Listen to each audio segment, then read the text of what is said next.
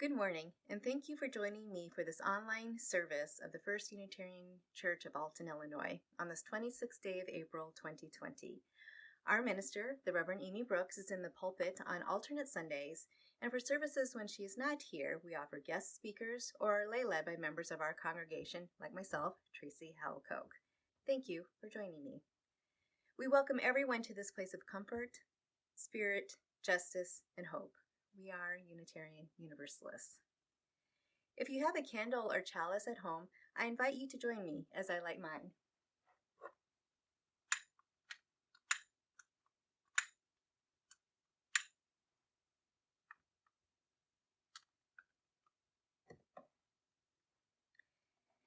We hallow this time together by kindling the lamp of our heritage. Our opening words today. This morning, we know ourselves as both deeply blessed and also as a deep blessing. We know ourselves as beloved and as vessels of the same love for others. We have received such gifts in this life we can hardly believe it. The gift, for instance, of breath, of memory, of simple hope. And, in turn, our lives are also gracious gifts, gladly received by others in ways we may not even be aware of. Let us celebrate this rich interchange going on in this room and in the world, and let us more fully understand how to embrace it with purpose, of allowing it to pour forth in even greater abundance.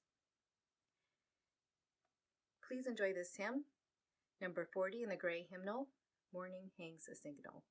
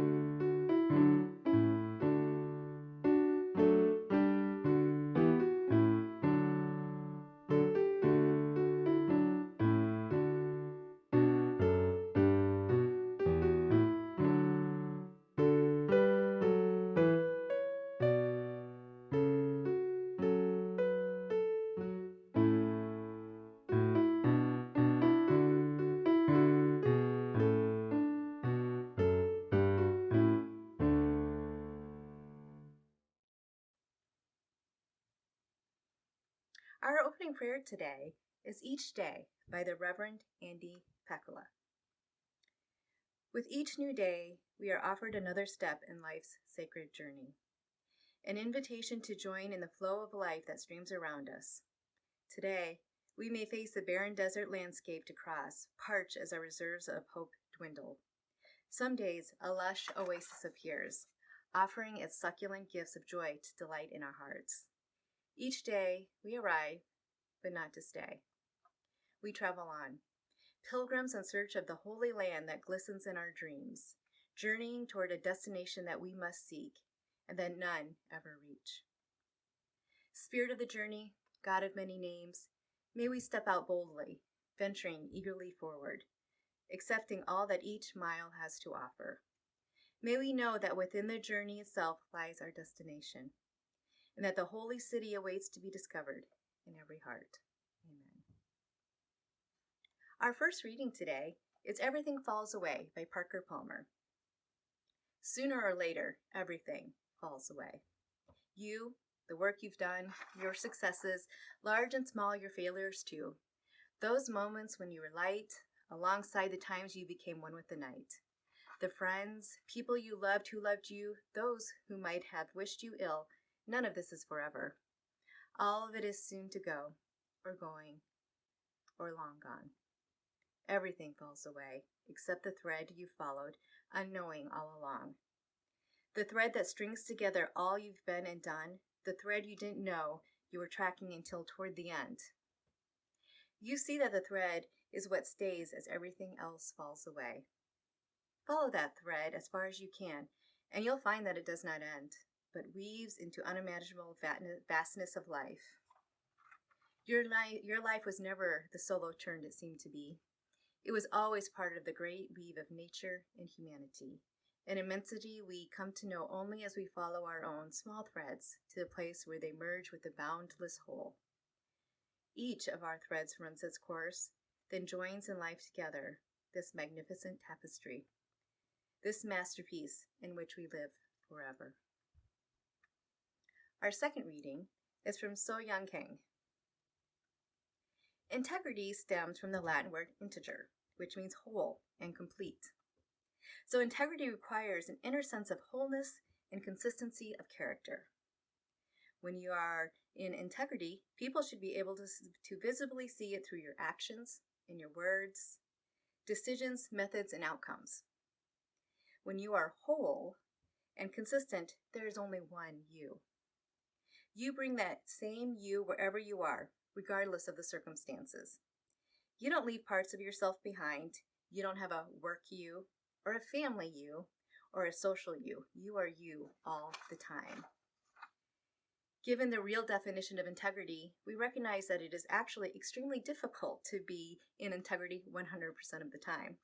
We aspire to be in integrity with what we believe, but sometimes we mess up. Sometimes our emotions get the best of us, and we are unable to intentionally manage our behaviors and actions. Sometimes we don't give ourselves permission to be our true selves out of fear of what others may think or do, to an inability to truly integrate the various parts of ourselves into one complete, whole person. So what does it take to become someone who leads with integrity? Consciousness and choice. Our next hymn is Where is Our Holy Church, number 113 in the gray hymnal. And following that, please join the slide presentation for The Emperor's New Clothes by Hans Christian Andersen.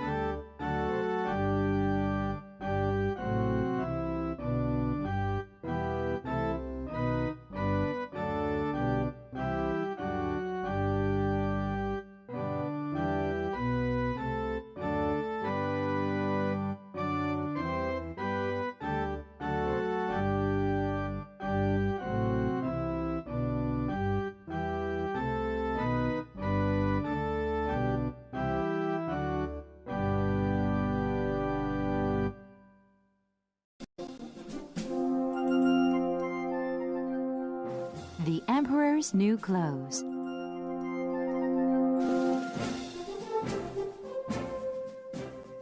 There once was a king in a big castle. The king loved new clothes. "Bring me some new clothes," said the king. The king changed his clothes every hour.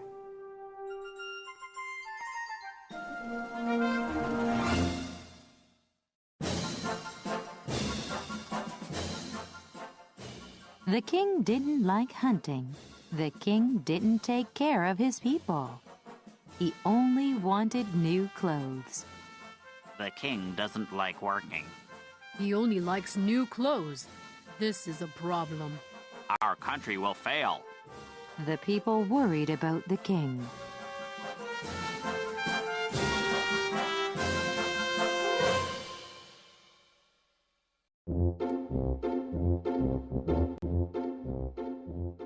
There were two brothers in the country. They were very bad. Brother, hurry up! Okay, let's go. The two brothers shouted.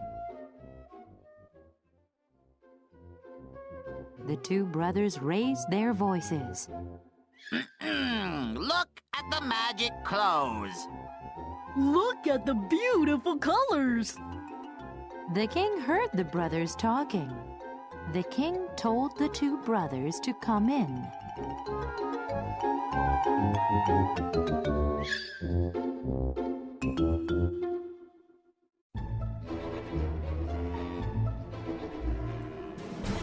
I want new clothes, Said the king. The king was happy. I will make some magic clothes for you. Only a fool can't see these magic clothes, Said the two brothers.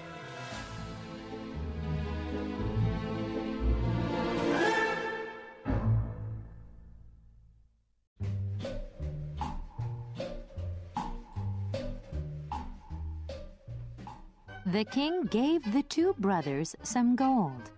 The two brothers laughed at the king. We will trick the king. Said the two brothers. Let's make the king's new clothes, and then let's run away. The two brothers pretended to make the king's clothes. A fat servant wanted to see the king's new clothes.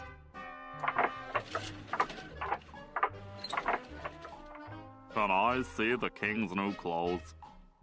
Of course! Aren't they great? Asked the two brothers.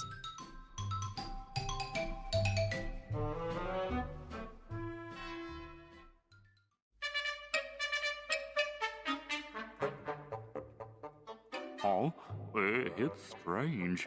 I can't see anything. But the fat servant told a lie to the two brothers. They are beautiful clothes. He said. He told a lie to the king, too. Your Majesty, your new clothes are great.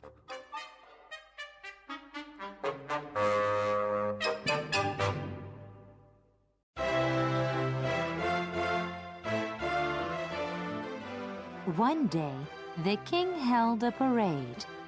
The two brothers went to the king. Would you like to put them on?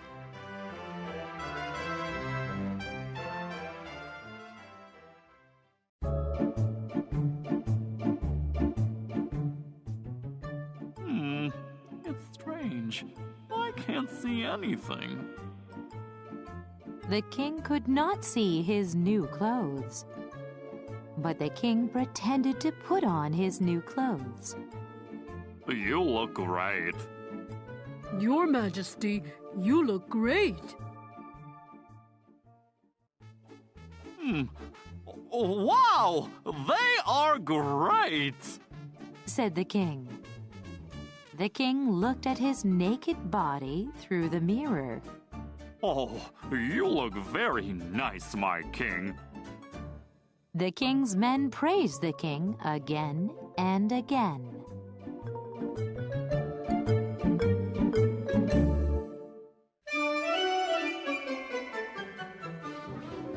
The king started the parade.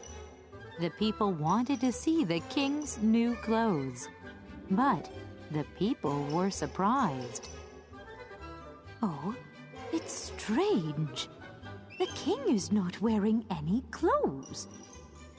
But the people said nothing to the king.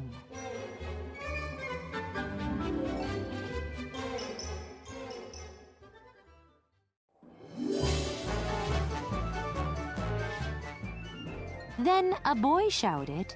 The king is naked! The boy followed the parade. The king is naked! The boy said. The people laughed at the king. The king's face turned red.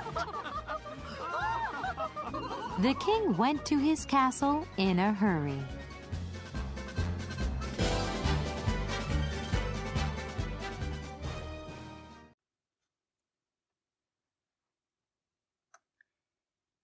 Please make yourself comfortable and join me in the spirit of meditation. Source of life, source of peace. We are humbled by the beauty in this world and daunted by the suffering in it as well. In this past week, we have not always been who we said we would be, and have not always done what we said we would do. We don't claim perfection. We can't promise it either. But in the quiet of this moment, spirit of transforming love, remind us of our place and our purpose in this unfinished business in our families, our community, and in this world. Help us understand what each of us is called to do, so that we may respond in awareness of beauty and mindful of suffering, with a vision of the beloved community in the end. Amen.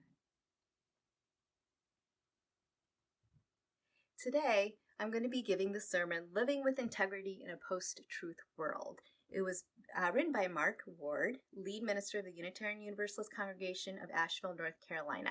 And I particularly chose this one because I feel it really captures the spirit of what has been happening in our current world and our current politics, and it might capture what some of us are feeling these trying days that we've been going through. And I hope it resonates with you also. There is a reason why, as a religious people, covenant to affirm and promote a free and responsible search for truth and meaning. It's because we believe that our spiritual wholeness depends on confronting the real facts of our lives and the world in which we live in. We believe we can live free, awakened, and aware. We can be loving, compassionate, and kind. We can live into who we are and use our gifts to help save the world only in the presence of the truth. And from that truth, we derive meaning.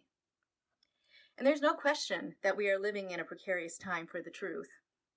We find ourselves in a world of alternative facts that amount to a torrent of lies from those in the highest offices in the land. How are we to respond in a way that is centered in integrity, in a way of living that is grounded in what is true and what is right?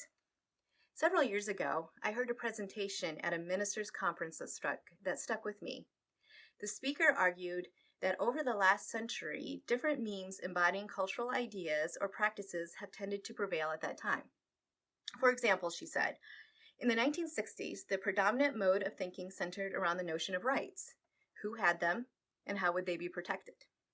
It was a powerful driver of all kinds of things, she said, but in time, its importance faded to be replaced in the 1980s by a different idea, the rising notion that people shouldn't look to others to make their way in the world, that we are responsible for our own destiny. She identified this with an acronym she gave as YO, or yo-yo, or you're on your own. She argued, however, that in this new century, that old notion is beginning to fade, and a new meme is rising that acknowledges more directly our interdependence with each other. It's the recognition that while we are responsible for our individual lives, we can't get by on our own. She described this with the acronym WITT, WIT, or We're in This Together. I think that Donald Trump notwithstanding, WIT is the acronym of our age. It embodies the recognition that we are fundamentally bound to each other and the earth across races, ethnicities, gender identities, economic status, and nationalities. Every person matters. Our work, then, involves building ties to know each other better and exploring how to empower all people to live with purpose and meaning. It means widening our circles of concern to embrace all people, including those who today are marginalized. It is a powerful center of meaning grounded in the truth of the unity of humankind. But it's challenging too. It requires adapting ourselves to differences, stepping outside the echo chambers of the narrow silos of our lives. We do this through the choices we make and how we conduct our lives, about how we spend our time, who we associate with. Let's be honest, giving ourselves to this work, it's not easy. Easy is living quiet lives in our quiet circles. Hard is putting ourselves in places we've never been in the company of people different from us. It isn't comfortable, and yet it puts us in touch with something so remarkable and compelling that it can astonish us when we first experience it. Annie Dillard describes it as the substrate that underlies everything else in our lives. Our complex and inexplicable caring for each other and for our life together here. The simplest word for it is love. an elemental truth that is so basic, so vital that it eludes our conscious minds. As Rumi puts it, like the water that fish swim in. But it's not enough just to name it. It must be summoned. It must be activated if we want to know it. As the writer Scott Peck put years ago, love is as love does. It is an act of will. We do not have to love, we choose to love. Choosing to love is speaking out when we see others demeaned, reaching out to neighbors when they are threatened, listening when another one is in pain. I'm afraid it's a long slog ahead of us, folks. That means we must learn to pace ourselves, attend to the good that's in our power to affect and pay attention. Read your newspapers, stay informed, and look for ways to widen your circles. And let us say a blessing for the complexities of this world, all the imponderables that unhorse our prejudices and preconceptions, that force us to shake our heads and look again. Our human brains evolved to locate patterns and construct scenarios that distill complicated circumstances to a few simple elements. It's a great boon to us, but it also gets us into trouble time and again when this messy world with all of its inconvenient truths trips us up. Thankfully, complexity forces us amid all our hubris to admit to a little humility. Humility. That not so gentle reminder that to be human is to be fallible, requiring us to open to correction, to learn tolerance, forbearance, and so be open to grace. Through the power of humility and grace, we find our way to love, which is the core of integrity. So may it be. As we approach the time for our offering, give what you will, for you are generous people. I invite you to either mail your offering to the First Unitarian Church offices or to use the Givelify app. Doing so will help us meet our financial responsibilities to you at the end of the year. This morning's offering will be most sincerely and gratefully received. May it be lovingly given. Please join me in our offering prayer, which is on the slide. May this offering equip us to inspire love and seek justice. Our final hymn will be hymn 121, We'll Build a Land.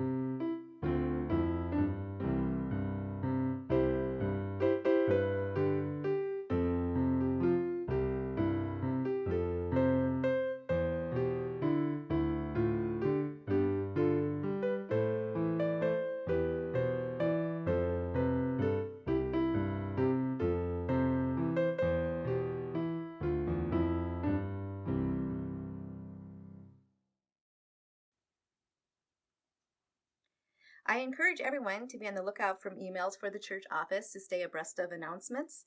They are the best way to keep up to date on what's going on at First Unitarian Alton. You may also check our website, newsletter, and Facebook page.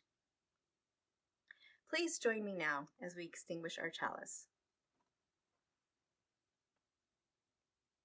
The light of truth and meaning cannot be put out. We are the keepers of this flame until we meet again.